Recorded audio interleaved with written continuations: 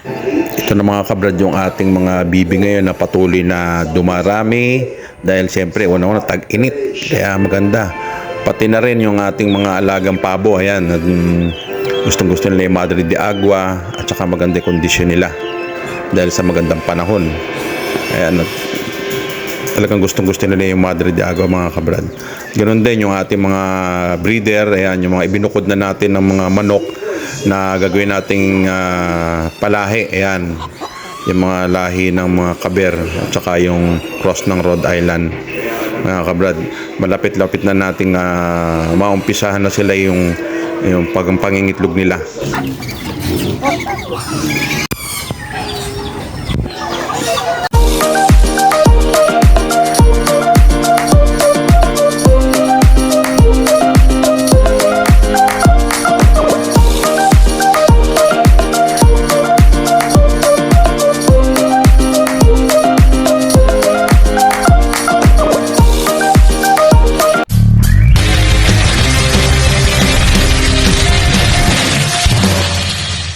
Brad, isang napakagandang hapon muli sa ating lahat at muli magpapakain na naman tayo ng ating mga alagang ito nga, nagpapakain tayo ng ating mga alagang bibi na at least kahit paano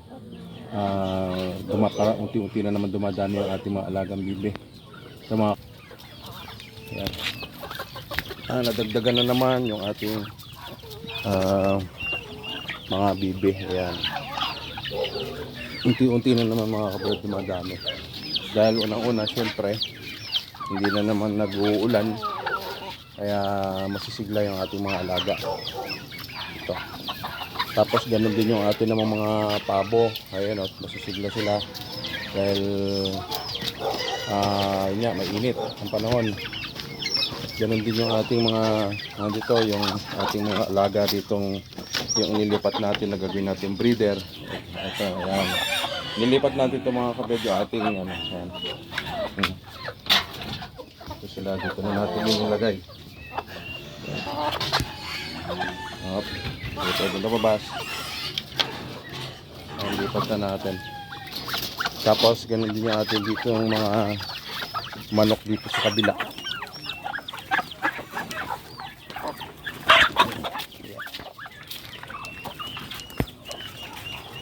Ayan, dahil lagi silang tuyo ngayon, masisigla yung ating mga alaga. Ayan, gaganda ang mga kondisyon nila ngayon.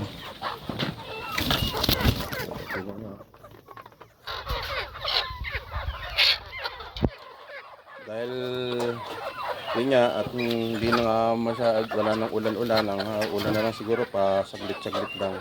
Kaya laging tuyo sila, kaya ayan, masisigla ang ating mga alagang manok. Ito. Tapos yung mga bibi rin natin, gano'n. At ito nga, meron naman tayo dito bagong pisa. Itong, ayan, ang gagawin na lang natin dyan, hindi na natin iwawalay sa kanilang inahin. Para at least kahit pa paano, napoproteksyon na ng inahin. At iba siyempre ang init ng katawan ng inahin. Kasi pagka ikinulong natin, yun nga nangyayari, namamatay. Kaya ito ang ginawa namin ni Joey. Ayan, bagong pisato, well, no? Yan. Dito yan. Yan. Yun doon, well, yung aso doon, kinain yung itlog. Hindi ko malapitan. Dito, lika. Hindi ko malapitan. Si Brown, yung yung ampon mo. Nakita ni Ricky. Hindi ko malapitan dahil, di ba? Nabot? Oo, yung itlog sa ilalim. Hindi to siguro sa yung may cover ka. Merong itlog doon nginungo yan. Nakita ni Ricky. Ayan, yung aso na yan. Yung kumakain ng itlog. Ito. Ayan, kinalkal. Hindi ko nga malapitan. Baka may alam mo naman niya kondisyonin. Ayun, ilayo. Abatakin mo na lang, well, yung tali. Ayan mga kabarda. May itlog. Kinalkal ng aso. Tapos kinain nga niya. Ito ng mga aso na ito, kondisyonin. Minsan kakampi ko, minsan naman maangil. Hirap ng maagat ng aso. So dito naman, ito yung kanilang itlog. Yan. Ito yung itlog. Yan. Yung itlog na nandun, ayun, kinalkawil, oh. Nawala na nga sa align, eh. Hindi, marami na siguro kinain mo. Oo, marami na yan. Ito ang natira, 4, 5, 6. Teka, iano lang natin. Magagalit yung ito, oh. Baka ito na siya ako ng halo. Doon sa pinagtulong sa diba wala nang baboy doon? Oo. Baka ito na siya doon. Yeah. May reservation siya. Magagalit yung inahing baby niyan. Kaya mga kabrad. Lipat nila ni Joel yung asong kumakain ng itlog. So, yun. Tapos, well, may napisa rin pala sa mga manok natin, no? May napisa. Yan, sa may ano? Yan ba yung nasa timba? Oh, yun, ito. Magaganda, eh, no? So, meron din tayong napisa. Yan. 2, 4, 6, 8. 2, 4, 6, 8, 9, 10. 10. Ay, 11. Mga itim kasi iba, oh. Kaya hindi nakikita. 11. Ayan ang kabrad yung napisa doon sa ano, sa ating mga sisiyo. Ang dami. Pero kung dire-diretso pa ulan yan, malamang yan. Yun nga, yung inahin, nabugok na mga itlog. Tapos dito rin sa ating mga napalibasa, naaarawan sila ngayon. Yan, sisigla din. Ito yung mga month old lang natin. Sa mga 2 months, 3 months. Yan. Masisigla mga kabrad.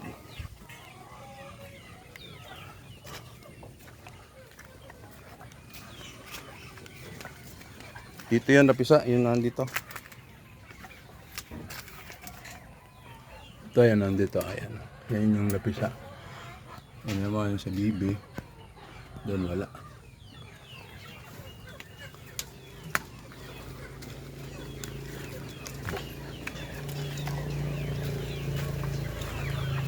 Yan, sisigla ng ating ito mga kabrad sa isa sa masaya pagka nag-aalaga ka ng ganito pag nakikita mo yung mga alaga na malulusog at masisigla. Pero pag nakikita mo silang matatamlay, yun, nakakapanlumo din. Ayan pa mga kabrad yung itlog, oh. Dami, oh. Itlog ng bibi. Ayan. Yan. Yun naman sa kabila dyan, pabo. Sana nga, dire-diretso na yung pag ano ng araw. Bago, sana makapisa muna sila bago na naman magulan.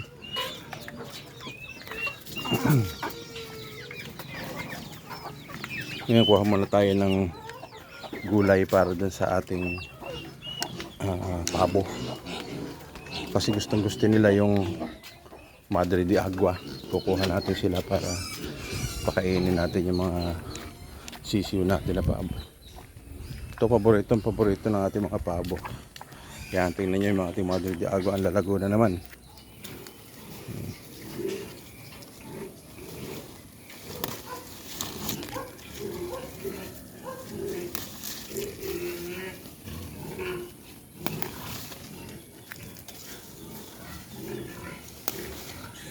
Ito, gustong-gusto ng ating mga alagang pabo. Ayan, tuwan-tuwa yan.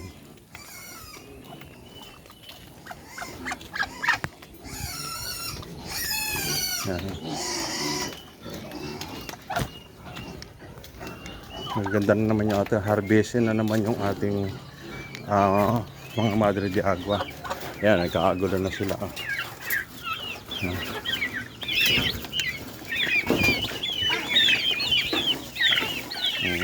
Ayan.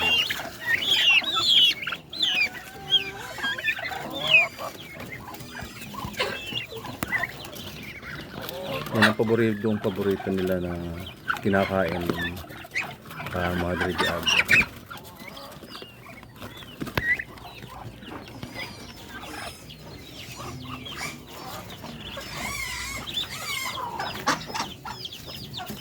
Yan.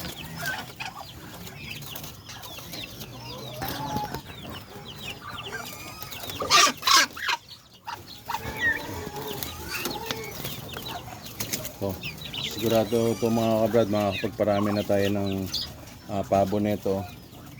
Dahil ito nga, nakuha na natin yung paraan kung paano natin na yung pabo na magiging safe. Ito nga, kailangan nakabrooder sila sa loob ng mga 3 o 2-3 buwan. Tapos dito lang sila pakakainin. Kasi talagang napakahina ng pabo sa lamig. Pero ito may mga meron itong merong vaccine. Kaya okay na rin. Kaya lang nabawasan tayo dito ng 2, 4, 6. Bali, 3 ang nabawas sa ating mga pabo. Ito naman sila naman ang tumitira ng mga nalalaglag. Yan.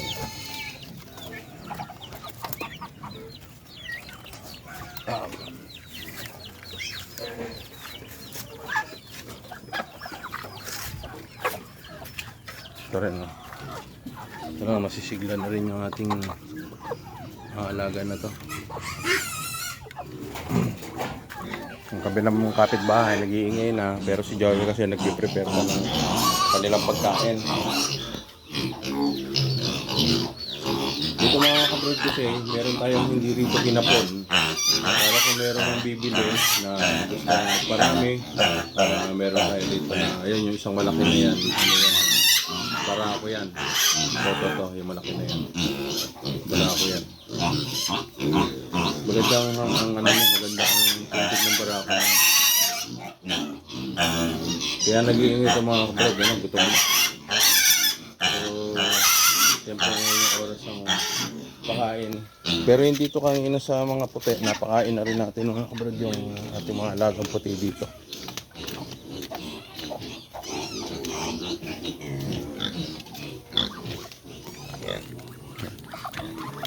Kumain na kayo ha.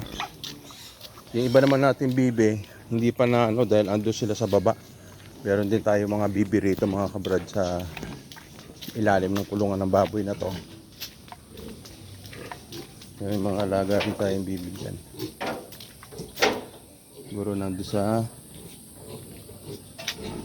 itsahan natin sila ng feeds. Maglalabasan yan. Nandito. Ayan.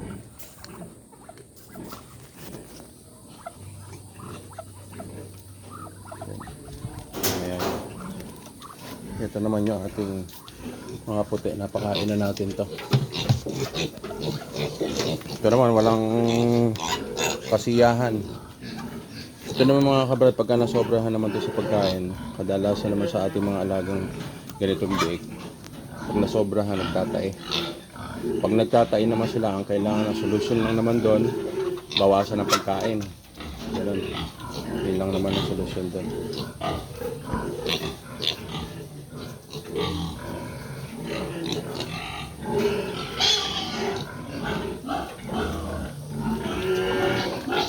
Ito kumain na to eh. Dito naman sa ating mga alaga na to, basta may pumunta rito sa dito sa kulungan, talagang iyakan sila ng iyakan, parang ginugutom. Bisitahin lang natin yung ating isang malapit na rin mga anak sa 14. Ito mga kablad, sumablay tayo dito dahil ito naglalandi. Mamaya tuturukan natin yan. Ito naman si 14. Malapit na rin yung mga kabrad. Sana ayun niya, buti nga nung binugo hindi nakunan.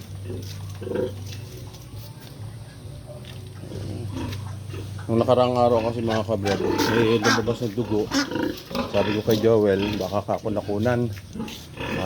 Buti na lang hindi siya nakunan. Maganda kapit ng bek. Pero ito tingin ko kasi yung katawan niya, ito si number 15, naiba na yung forma ng katawan, medyo gumanda na. Patunay lang siguro na ito positive to. Ito naman kasi hindi nagbago, payat pa rin. Kaya nung tingnan lang namin ni Joel, ang inahin niya naglalandi. Sayang yung panahon na hindi natin siya hindi nagbuntis.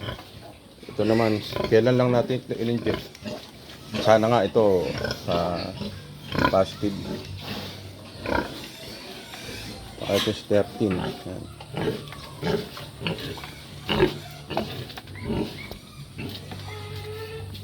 Ito ang ating mga bek. Lilima.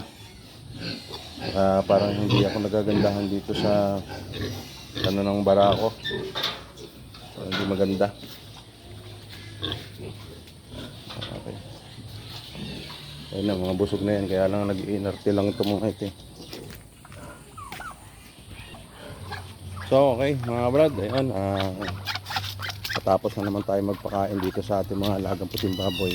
Si Joel naman ang magpapakain dun sa mga itim. At saka sa mga bibi. Ayan yan, nagpiprepare na siya. Araw-araw mga kabrad, ito ang ginagawa natin tapos ng trabaho. Ayan. Wala na rin tayo ano yan ha? Breeder? Paano to? Sa puti to eh. Pagkain ng puting baboy. Ayan. Ito, breeder na to. Ayan. Wala na ba yung Wala tayo eh. razor? Wala na.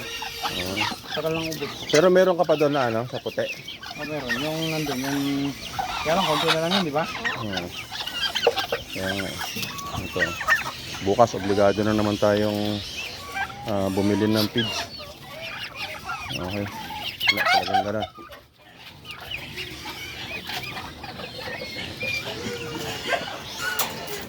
Okay yun mga kabrad, muli tapos na naman tayo sa maghapon trabaho at andito nga na naman tayo sa ating mini farm.